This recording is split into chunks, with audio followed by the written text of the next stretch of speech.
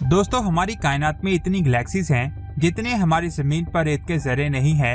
एक अंदाजे के मुताबिक हमारी कायनात में 2 लाख करोड़ से ज्यादा गैलेक्सीज मौजूद हैं, जिनमें हमारी गैलेक्सी मिल्की वे है जिसकी लंबाई 1 लाख लाइट ईयर है और चौड़ाई 1000 लाइट ईयर है। जिस तरह हमारे सोलर सिस्टम का सेंटर सूरज है जिसके गिर्द सभी सितारे ऑर्बिट करते हैं, उसी तरह मिल्की वे गैलेक्सी का भी एक सेंटर है जिसके गिर्द हमारी गैलेक्सी की हर चीज ऑर्बिट करती है।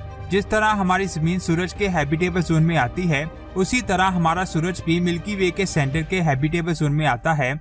अगर हमारा सोलर सिस्टम थोड़ा आगे या पीछे होता तो हम इसकी ग्रेविटी का शिकार होकर आउटर स्पेस में कहीं खो जाते। जिस तरह हम इंसानों के लिए सूरज बहुत ज्यादा जरूरी है, उसी तरह मिल्की वे गैलेक्सी का सेंटर हमारे सोलर सिस्टम के लिए बहुत ज्यादा जरूरी है। लेकिन वहाँ पर एक ऐसी रोशनी को दरियाफ्त किया गया जिसने पूरी दुनिया के साइंसदानों में एक बहस छेड़ दी कि आखिर ये रोशनी कैसी है और ये किस चीज से आ रही है। ये अमेजिंग इन्फॉर्मेशन आप जानोगे आज की इस वीडियो में। ये है सीरीज ऑफ स्पेस डिस्कवरीज और आप देख रहे हैं स्पेस वर्ल्ड। दोस्तों, हमारी गैलेक्सी मिल्की वे को ध्यान से देखें। ये सेंटर से रोशन दिखाई देगी। इस रोशनी ने साइंसदानों को हैरान किया हुआ है। वो समझ ही नहीं पा रहे कि आखिर ये रोशनी किस चीज से आ रही है। 2009 में साइंसदानों ने इसकी स्टडी की और उन्होंने वहाँ पर रेडिएशन को निकलते हुए देखा जो बादलों की तरह दिखाई दे रही थी।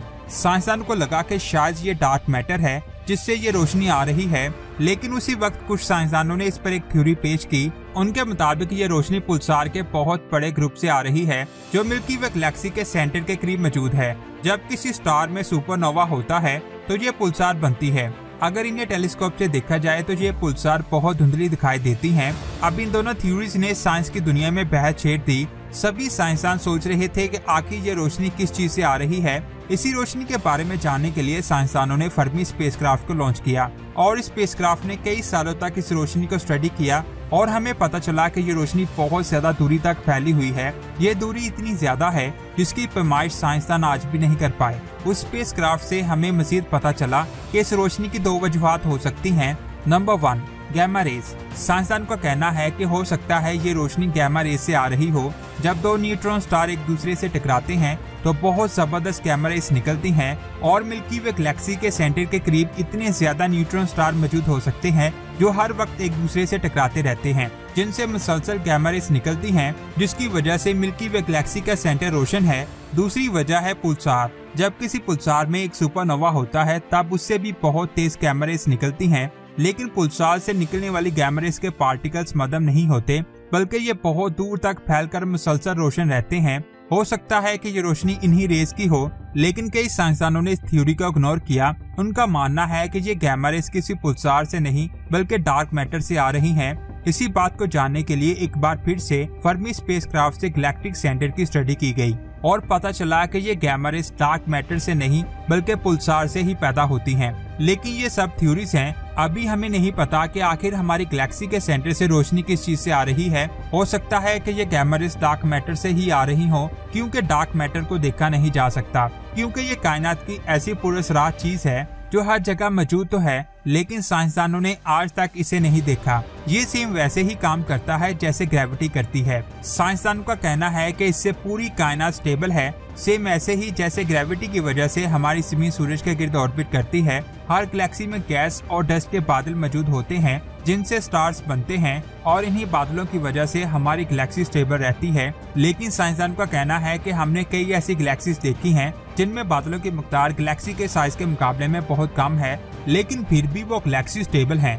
आखिर ये कैसे पॉसिबल हो सकता है? उनका कहना है कि हो सकता है उस खाली जगह में डार्क मैटर मौजूद हो जिसकी वजह से वो गैलेक्सी स्टेबल है, क्योंकि इसे हमने आज तक नहीं देखा और शायद आगे भी ना देख पाए। लेकिन ये हर जगह मौजूद है। जब कोई स्टार फटता है तो उससे बहुत तेज गैमा रेस या कॉस्मिक रेस निकलती हैं जो पूरी कायनात में फैल जाती हैं। लेकिन कई साइंसदानों का मानना है कि ये रेस डार्क मैटर से आ रही हैं, लेकिन अभी इसके बारे में कुछ भी नहीं कहा जा सकता। अब बात करते हैं मिस्टीरियस गैस की। साइंसदानों ने हमारी गैलेक्सी के सेंटर में एक ठंडी गैस को ढूंढा जो मिल्की वे के सेंटर से बुलेट की तरह निकली थी। ये बात आप जान लें कि हमारी गैलेक्सी का सेंटर एक ब्लैक होल है जिसका नाम सैजिटेरियस ए स्टार है, जिसे बहुत सारे गैस के बादलों ने घेरा हुआ है। साइंसदान का कहना है कि या तो ये गैस ब्लैक होल से निकली है या फिर वहाँ मौजूद स्टार से। ये वो गैस है जिससे स्टार्स की फॉर्मेशन होती है। अगर ऐसे ही हमारी गैलेक्सी से ये गैस निकलती रही तो एक वक्त ऐसा आएगा जब हमारी गैलेक्सी में स्टार्स की फॉर्मेशन होना बंद हो जाएगी और साइंसदानों को अभी तक नहीं पता चल पाया कि आखिर इतनी तेजी से ये गैस कैसे निकली, जो हमारे लिए बहुत बड़ी मिस्ट्री थी। अब बात करते हैं हमारी गैलेक्सी के सेंटर की। ये सेंटर हमारी जमीन से 26,000 लाइट ईयर दूर सैजिटेरियस की तरफ मौजूद है और इस जगह पर एक वैक्यूम को डिस्कवर किया गया। ये एरिया बिल्कुल साफ है, यहाँ कोई भी सी फील्ड स्टार मौजूद नहीं है। ये ऐसे स्टार्स हैं जिनका साइज सूरज से 20 गुना ज्यादा होता है और इनकी चमक बदलती रहती है। हमारी गैलेक्सी के सेंटर को गैलेक्टिक सेंटर या सैजिटेरियस ए स्टार कहा जाता है, जिसे बहुत सारे स्टार्स और कई तरह के बादलों ने घेरा हुआ है। कई स्टार्स इसे 1 लाइट ईयर से भी कम दूरी से ऑर्बिट करते हैं। ये दूरी 26 अरब किलोमीटर के बराबर है। साइंसदान इन स्टार्स के ऑर्बिट की वजह से उस ब्लैक होल के मास को जान पाए।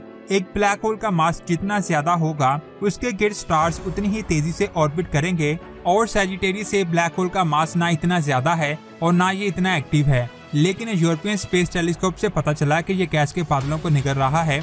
एक स्टडी से ये भी पता चलता है कि हमारी गैलेक्सी की इनर साइड पर एक ऐसी जगह है यहाँ न्यू स्टार्स की फॉर्मेशन नहीं हो सकती, जो हमारे लिए बहुत बड़ी डिस्कवरी थी। साइंसदानों ने इस डिस्कवरी को इंफ्रारेड टेलीस्कोप से देखा। जैसे हमारे सूरज के गिर्द सभी सितारे ऑर्बिट करते हैं, इसी तरह हमारी गैलेक्सी में मौजूद हर चीज सैजिटेरियस ए स्टार के गिर्द ऑर्बिट करती है, जिनमें हमारा सूरज भी शामिल है। ये 8,05,000 किलोमीटर फी घंटा की रफ्तार से इस ब्लैक होल के गिर्द ऑर्बिट करता है। इसे अपना एक चक्कर पूरा करने में 25 करोड़ साल लग जाते हैं। पिछली बार जब सूरज ने इस ब्लैक होल के गिर्द अपना ऑर्बिट कंप्लीट किया था, तब हमारी जमीन पर अभी डायनासोर की नस्ल शुरू हुई थी, जिन्होंने 16 करोड़ सालों तक हमारी जमीन पर हुकूमत की। अब बात करते हैं हमारी गैलेक्सी की। ये आज से 13 अरब साल पहले बनी थी। साइंसदान का कहना है कि ये गैलेक्सी बहुत कम अरसे के लिए जिंदा रहेगी, क्योंकि आज से 4 अरब साल बाद ये हमारी गैलेक्सी एंड्रोमेडा से टकरा जाएगी। एंड्रोमेडा जो हमारी जमीन से 25 लाख लाइट ईयर दूर है, इसका साइज हमारी गैलेक्सी से 2 गुना ज्यादा बड़ा है और इसने अब तक 14 गैलेक्सीज को निगला है और ये अब 200 किलोमीटर फी घंटा की रफ्तार से हमारी जमीन की तरफ आ रही है और आज से 4 अरब साल बाद ये हमारी गैलेक्सी से टकरा जाएगी। जब ये गैलेक्सी हमारी गैलेक्सी से टकराएगी तो क्या हमारी जमीन तबाह हो जाएगी? इसका जवाब है नहीं, क्योंकि हमारी गैलेक्सी में मौजूद स्टार्स का डिस्टेंस बहुत ज्यादा है। अगर ये गैलेक्सी हमसे टकराती है तो सिर्फ कुछ ही स्टार्स तबाह होंगे और हमें कुछ भी नहीं होगा। बस आसमान में स्टार्स की तादाद बढ़ जाएगी और इस नई गैलेक्सी का नाम होगा मिल्कोमेडा। लेकिन तब तक तो हम जिंदा नहीं रहेंगे, तो क्या फर्क पड़ता है ये गैलेक्सी हमारी जमीन से टकराए या ना टकराए। तो दोस्तों, ये थी आज की शानदार वीडियो। आपको कैसी लगी नीचे कमेंट्स करके जरूर बताएं। वीडियो अच्छी लगी तो लाइक करने के साथ साथ हमारे चैनल को सब्सक्राइब और शेयर जरूर करें। मिलते हैं एक और अमेजिंग वीडियो में। अल्लाह हाफिज।